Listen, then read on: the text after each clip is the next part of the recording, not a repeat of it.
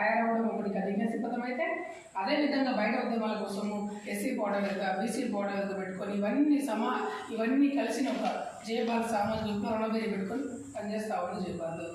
మహిళా విషయంలో పనిచేస్తుంది, పర్యావరణ విషయంలో పనిచేస్తుంది, ఎస్సీ బీసీల హక్కుల విషయంలో పనిచేస్తుంది, చాలా విషయాలు పనిచేస్తుంది. ఏబీసీ మరి ఇతర విషయంలో పనిచేస్తూ ఉంది.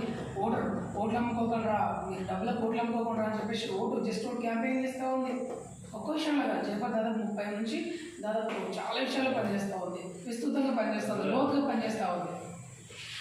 అదేవిధంగా జయభారత్ ఎంతో పెద్ద ఎత్తున సాహిత్యం తీసుకొచ్చింది.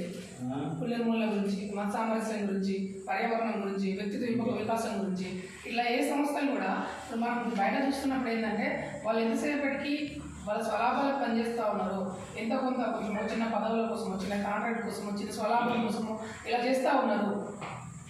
ఇవాళ భారతదేశంలో బలగుద్ది చెప్తా ఉన్నాము, ఏకైక సంస్థ ఏదైనా ఉంది మహనీయుల ఆశయాల గురించి పనిచేస్తుంది, మహనీయులు చెప్పిన విషయాల గురించి పనిచేస్తూ ఉంది, తప్పుగా చెప్తుంది, ఒప్పుగా చెప్తుంది అంటే అది ఏకైక సంస్థ జయభారత్ సంస్థ అని చెప్తున్నాను.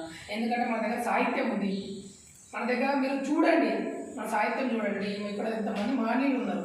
మీరు బయట ఏ సంస్థలు చూసినా, ఏ రాజకీయ పార్టీలు చూసినా కానీ వీళ్ళంతా ఒకరినొకరు బీసీలు పంచుకుంటారు, ఎస్సీలు పంచుకుంటారు, ఎస్టీలు పంచుకుంటారు. మనం అందరినీ పెట్టిన కూడా వీళ్ళొక్కరు మనకు దూరంగా దగ్గరగా. వీళ్ళందరూ చేసిన మంచి విషయాలు చెప్తాం, వీళ్ళందరూ కొన్ని సందర్భాల్లో చేసిన పొరపాట్లు కూడా మాట్లాడుతాం. అంటే మనము ఎవరికి, ఒక నాయకుడికి, ఒక మహనీయుడికి మనం ఆగిపోలే. మనం సత్యం కోసం పనిచేస్తూ ఉన్నాం, మనం మంచి కోసం పనిచేస్తున్నాం, మనం మార్పు కోసం పనిచేస్తూ ఉన్నాం. ఈరోజు ఎస్సీ ఎస్టీ బీసీలు అన్యాయం అయిపోతూ ఉన్నారు, రాజకీయ నాయకుల చేతులు అన్యాయం అయిపోతున్నారు, మన మన నాయకుల ఉద్యమ నాయకుల చేతులు అన్యాయం అయిపోతూ ఉన్నారు. ఈరోజు మన ఎడ్యుకేషన్ చేసి మేధావులను చెప్పుకున్న వాళ్ళ చేతులు అన్యాయం అయిపోతూ ఉన్నారు. వీళ్ళందరి చేతుల్లో మనం ఎంతసేపటికి మన వాళ్ళకి సరైన సామాజిక విద్య లేదు, ఆర్థిక విద్య లేదు, ఈ సరైన ఉన్న స్కూల్ హాస్టల్, ఈరోజు ఈ హాస్టల్ ఇట్లా ఉండాలి, ఇంకా అద్భుతంగా ఉండాలి, కానీ లేదు. ప్రపంచంలో ఏ దేశంలో కూడా విద్య అమ్ముడుపోదు, మన దేశంలో అమ్ముడుపోతుంది.